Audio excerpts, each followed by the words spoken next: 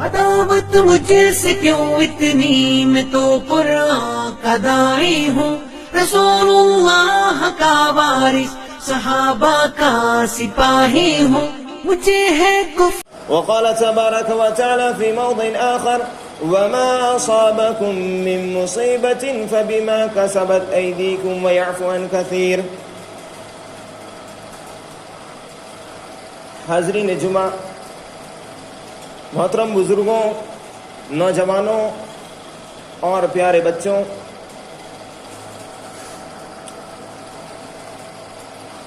آج کی اس خطبہ جمعہ میں میرا موضوع ہے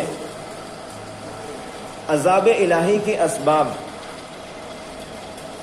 تمام قسم کی تعریفات، توصیفات اس وحدہ لا شریک خالق کائنات، مالک ارض و سما کے لیے ہیں، جس نے ہم کو اس دنیا میں مبعوث کیا اور اشرف المخلوقات بنایا، اور بھیجنے کے بعد ہماری رہنمائی کرنے کے لیے، ہمیں سیدھا راستہ بتانے کے لیے کم و بیش 1,24,000 انبیاء کرام کو اس دنیا میں بھیجا. لاکھوں کروڑ درود و سلام ہو تمام انبیاء کرام پر، خصوصاً ہمارے آخری نبی جناب محمد الرسول اللہ صلی اللہ علیہ وسلم پر. محترم حضرات، جب ہم ماضی میں جاتے ہیں، تاریخ کی ورق گردانی کرتے ہیں، تو ہمیں اس بات کا بخوبی علم ہوتا ہے کہ ہم سے پہلے بھی اس دنیا میں بہت سی قوموں کو اللہ رب العالمین نے عذاب بھیج کر ہلاک و برباد کیا. اس سے پہلے بھی یہ دنیا، اس روئے زمین نے سینکڑوں لاشوں کو اپنے اندر دبویا ہے. حالانکہ ان قوموں کے اسباب، ان قوموں پر عذاب بھیجنے کے اسباب کچھ اور تھے. کسی قوم پر اللہ رب العالمین نے آگ کی بارش نازل کر کے ہلاک و برباد کیا، تو کسی قوم کو پانی میں غرق کر کے نیست و نابود کیا، تو کسی قوم کو ہاتھیوں پر، چھوٹے چھوٹے پرندوں کے ذریعے ہلاک و برباد کیا. اللہ رب العالمین کسی بھی قوم پر عذاب بھیجتا ہے تو یوں ہی نہیں بھیجتا، بلکہ ان کا اللہ رب العالمین جو عذاب بھیجتا ہے وہ ان قوموں کے اعمال، ان قوموں کے کرتوتوں کی ہی وجہ سے اللہ رب العالمین عذاب بھیجا کرتا ہے. جیسا کہ میں نے خطبہ مسنونہ کے بعد ایک چھوٹی سی آیت کی تلاوت کی، جس میں اللہ رب العالمین ارشاد فرما رہا ہے وَمَا أَصَابَكُم مِّن مُّصِيبَةٍ فَبِمَا كَسَبَتْ أَيْدِيكُمْ وَيَعْفُو عَن كَثِيرٍ، کہ اے لوگوں، تم پر جو بھی مصیبتیں، جو بھی پریشانیاں، جو بھی عذاب لاحق ہوتے ہیں، وہ آپ کے کرتوتوں کا ہی نتیجہ ہے. اور اللہ رب العالمین ہمارے سارے اعمال کی پاداش پر عذاب نہیں دیتا ہے، بلکہ ان میں سے بہت سے گناہ ایسے ہیں جن کو اللہ رب العالمین معاف کر دیتا ہے. اگر اللہ رب العالمین ہمارے سارے گناہوں کی بنیاد پر اگر ہمیں عذاب دے تو اس دنیا میں کوئی بھی انسان باقی نہیں بچے گا. یہی وجہ ہے کہ پیارے نبی جناب محمد رسول اللہ صلی اللہ علیہ وسلم آج کے اس دور میں ہم پر جو پریشانیاں، جو مصیبتیں لاحق ہو رہی ہیں، وہ ہمارے ہی اعمال کا نتیجہ ہے. آج سے 1450 سال پہلے پیارے نبی جناب محمد رسول اللہ صلی اللہ علیہ وسلم نے پیشین گوئی کر دی تھی کہ اگر کسی قوم پر فلاں چیزیں پائی جائیں تو وہ قوم، اس قوم پر اللہ رب العالمین عذاب لاحق کرے گا. پیارے نبی جناب محمد رسول اللہ صلی اللہ علیہ وسلم نے جن چیزوں کی بنیاد پر ہمیں پریشانیاں لاحق ہوتی ہیں ان چیزوں کو گنایا، ان چیزوں کو بتایا. اور صرف وہ 5 ہی چیز نہیں بلکہ اور بھی اسباب ہیں، لیکن مختصر طور پر میں پیارے نبی کی ایک حدیث آپ کے سامنے بیان کرتا ہوں، جس میں اللہ کے نبی جناب محمد رسول اللہ صلی اللہ علیہ وسلم نے بیان کیا ہے کہ لوگوں پر پریشانیوں کے نازل ہونے کی وجہ کیا ہے. اللہ کے نبی جناب محمد رسول اللہ صلی اللہ علیہ وسلم صحابہ کے ساتھ بیٹھے ہیں.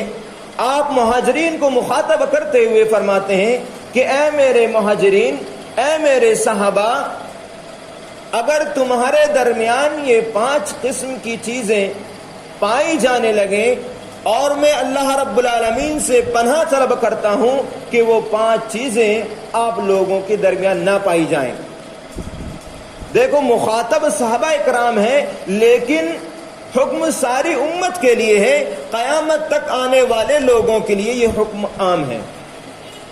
تو پیارے نبی صلی اللہ علیہ وسلم بالترتیب ان چیزوں کو بیان کرتے ہیں. ان میں سب سے پہلی چیز پیارے نبی جناب محمد رسول اللہ صلی اللہ علیہ وسلم نے ارشاد فرمایا کہ جس قوم کے اندر فحاشی اور بے حیائی عام ہو جائے تو اس قوم کے اندر اللہ رب العالمین طاعون اور ایسی بیماریاں نازل کرے گا جو اس سے پہلے جو قومیں گزر چکی ہیں ان قوموں پر وہ بیماریاں نازل نہیں کیا.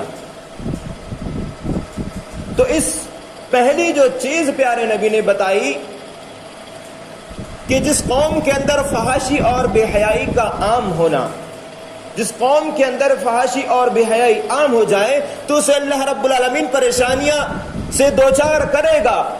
اب ذرا ہم اپنے معاشرے میں ایک نظر دوڑائیں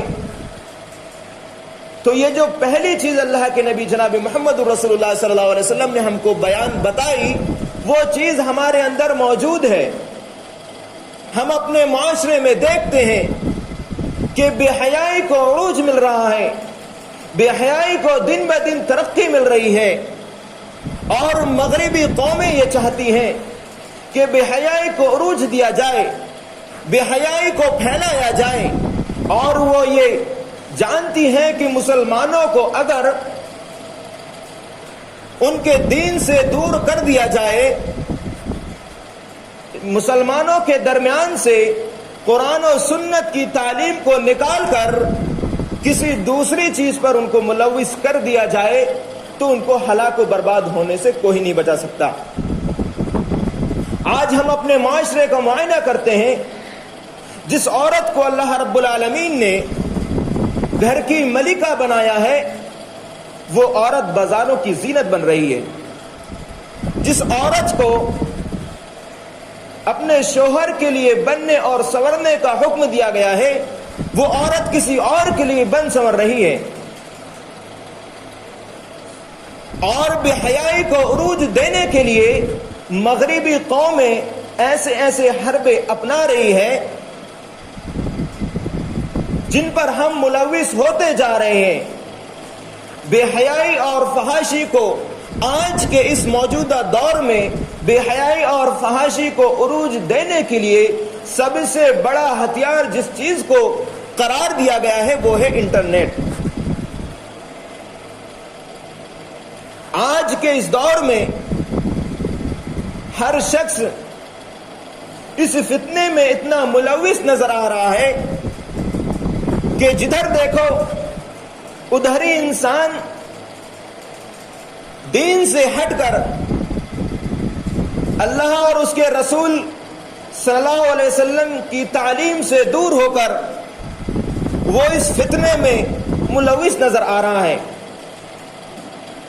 یہی وجہ ہے کہ آج ہمارے گھروں میں بے حیائی اور فحاشی عام ہوتے چلی جا رہی ہے.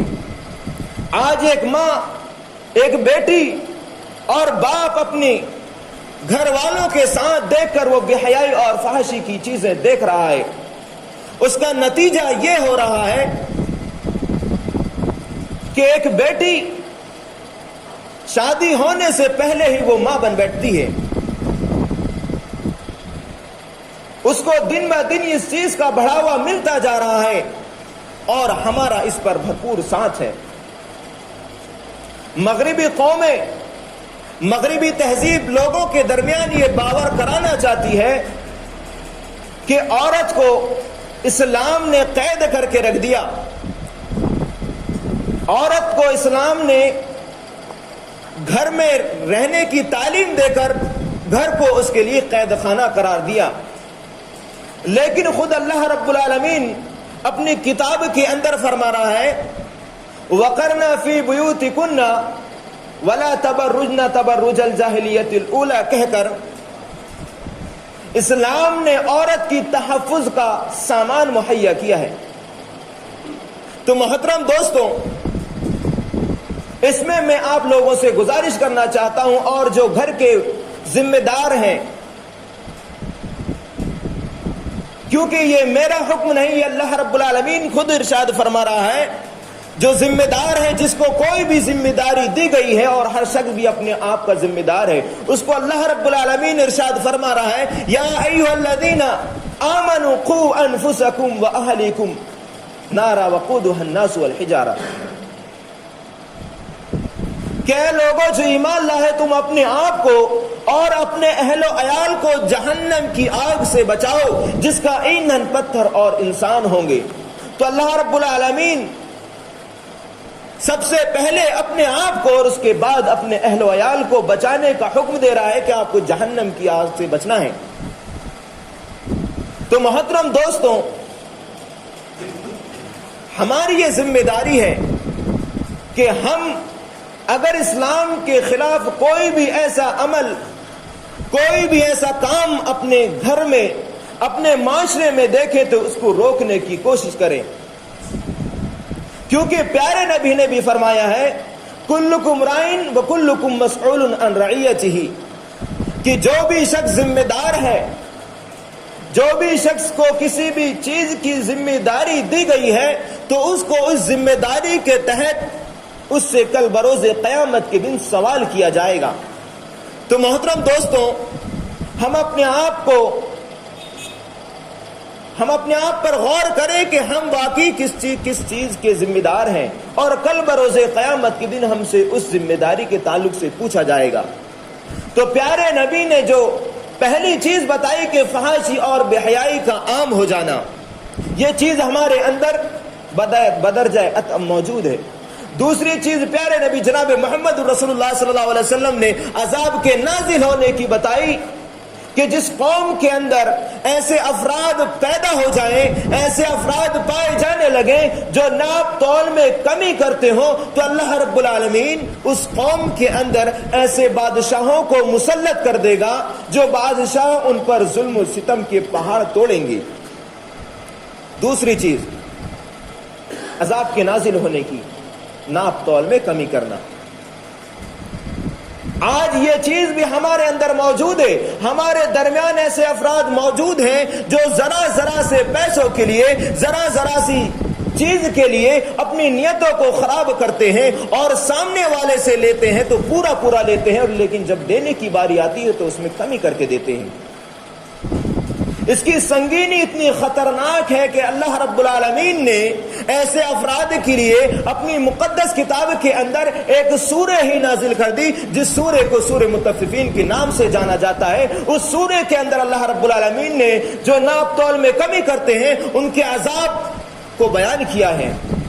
اللہ رب العالمین ارشاد فرماتا ہے وَيْلٌ لِّلْمُطَفِّفِينَ الَّذِينَ إِذَا اكْتَالُوا عَلَى النَّاسِ يَسْتَوْفُونَ وَإِذَا قَالُوهُمْ أَوْ وَّزَنُوهُمْ يُخْسِرُونَ۔ وَيْلٌ لِّلْمُطَفِّفِينَ، ہلاکت و بربادی ہے ناپ تول میں کمی کرنے والوں کے لیے۔ الَّذِينَ إِذَا اكْتَالُوا، کہ جو لوگ جب ناپ کر لیتے ہیں تو پورا لیتے ہیں، لیکن جب دینے کی باری آتی ہے تو اس میں کمی کر کے دیتے ہیں۔ تو اللہ رب العالمین نے ویل کا لفظ استعمال کیا ہے، اور ویل کے دو معنی بیان کیے ہیں۔ ایک معنی تو دردناک عذاب کے ہیں، اور دوسرا معنی ویل کا جہنم کے سب سے نیچے ایک طبقہ ہے، جس طبقے سے جہنم بھی پناہ مانگتی ہے، اس طبقے کو ویل کہا جاتا ہے۔ تو اللہ رب العالمین ایسے لوگوں کو اس دردناک عذاب سے دوچار کرے گا. جہنم کی آپ کو گہرائی کا اندازہ نہیں ہوگا. میں آپ کو ایک حدیث کے ذریعے سے اس کا اندازہ لگانے کی کوشش کراتا ہوں. پیارے نبی جناب محمد رسول اللہ صلی اللہ علیہ وسلم صحابہ کرام کے درمیان بیٹھے ہوئے تھے. اچانک ایک زور سے پتھر کے گرنے کی آواز آتی ہے. صحابہ کرام پوچھتے ہیں, اللہ کے نبی صحابہ سے پوچھتے ہیں, صحابہ کرام کیا آپ جانتے ہو یہ کس چیز کے گرنے کی آواز ہے؟ صحابہ کرام عرض کرتے ہیں, اے پیارے نبی جناب محمد رسول اللہ, اللہ اور اس کا رسول بہتر جانتا ہے. تو اللہ کے نبی جناب محمد رسول اللہ صلی اللہ علیہ وسلم صحابہ کرام کو بتاتے ہیں کہ یہ ایک پتھر کے گرنے کی آواز ہے جسے آج سے 70 سال پہلے جہنم میں پھینکا گیا تھا, آج جا کر یہ جہنم کی تہ پر پہنچا ہے. 70 سال بعد وہ جہنم کی تہ میں جا کر گر رہا ہے. آپ اندازہ لگائیے کہ جہنم کتنی گہری ہوگی. غور کریں آپ. اس تہ میں ایک وادی ہے جس وادی کو ویل کہا جاتا ہے. اسی وادی میں اللہ رب العالمین ایسے افرادوں کو داخل کرے گا. ہم غور کریں, ہمارے درمیان ایسے افراد موجود ہیں تو عذاب نہیں تو کیا آئے گا. کمیاں ہمارے اندر ہیں. تیسرا سبب اللہ کے نبی جناب محمد رسول اللہ صلی اللہ علیہ وسلم نے بتایا کہ جس قوم میں جو قوم زکوٰۃ دینے سے انکار کر دے تو اللہ رب العالمین اس پر سے بارش روک دے گا, قحط سالی پر اس کو مسلط کر دے گا. تو زکوٰۃ کا نہ دینا, آپ قحط کا معنی یہ سمجھ رہے ہوں گے کہ صرف خشکی کا پڑ جانا نہیں, بلکہ قحط سالی اللہ رب العالمین بارش گرا کر بھی نازل کرتا ہے اور بارش کو روک کر بھی نازل کرتا ہے. اللہ رب العالمین بارش کو گرا کر اس طریقے سے قحط سالی پر مسلط کرتا ہے کہ بارش اتنی نازل کرتا ہے کہ فصلیں خراب ہو کر سڑ جاتی ہیں. یہ بھی قحط ہے. تو تیسرا سبب پیارے نبی جناب محمد رسول اللہ صلی اللہ علیہ وسلم نے فرمایا کہ زکوٰۃ کا نہ دینا. چوتھی چیز جو پیارے نبی جناب محمد رسول اللہ صلی اللہ علیہ وسلم نے بتائی وہ یہ کہ جس قوم کے اندر اللہ اور اس کے رسول کے عہد کی پامالی کی جائے تو اللہ رب العالمین اس قوم پر ظالم و جابر بادشاہ کو مسلط کر دے گا. اس کو آپ ایسے سمجھیں کہ پیارے نبی جناب محمد رسول اللہ صلی اللہ علیہ وسلم کے دور میں ہی کچھ ایسے قبیلے ہوا کرتے تھے جن کے مسلمان حلیف ہوا کرتے تھے, یعنی کہ اگر مسلمانوں نے اس قبیلے کی ذمہ داری اٹھا لی کہ اس پر کوئی بھی قبیلہ حملہ کرے گا تو ہم اس کا ساتھ دیں گے, اور مسلمانوں میں سے کوئی بھی شخص اس قبیلے کو جس کو امان دے دی گئی ہے اس سے لڑائی جھگڑا نہیں کرے گا.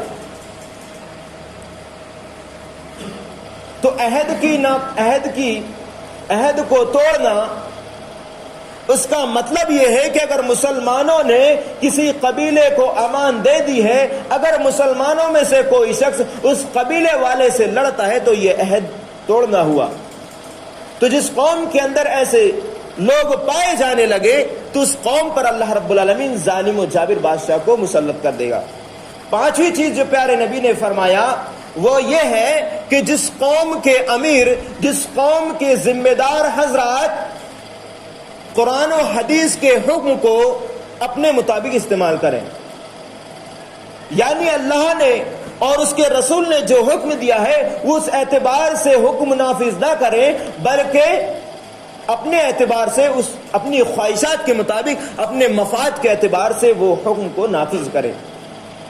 تو یہ 5 چیزیں پیارے نبی جناب محمد رسول اللہ صلی اللہ علیہ وسلم نے فرمائی کہ اگر یہ 5 چیزیں کسی قوم کے اندر پائی جانے لگے تو اللہ رب العالمین اس قوم پر مصیبتیں, اس قوم پر عذاب اور پریشانیاں لاحق کرے گا. تو ان 5 چیزوں کے اندر ذرا ہم غور کریں. یہ چیزیں ہمارے اندر موجود ہیں. یہی وجہ ہے کہ آج ہمارے اوپر مختلف قسم کی پریشانیاں اللہ رب العالمین بھیج رہا ہے۔ محترم دوستوں، وقت ہو گیا ہے، بعد میں انشاءاللہ موقع ملا تو میں آپ کے سامنے اور وضاحت کرنے کی کوشش کروں گا۔ آخر میں دعا ہے الہ العالمین تو ہم سب کو ہمارے اندر جو کمیاں ہیں ان کمیوں کو دور کرنے کی توفیق عطا فرما۔ اے الہ العالمین، ہم پر جو پریشانیاں نازل ہو رہی ہیں ان پریشانیوں کو دور کر دے۔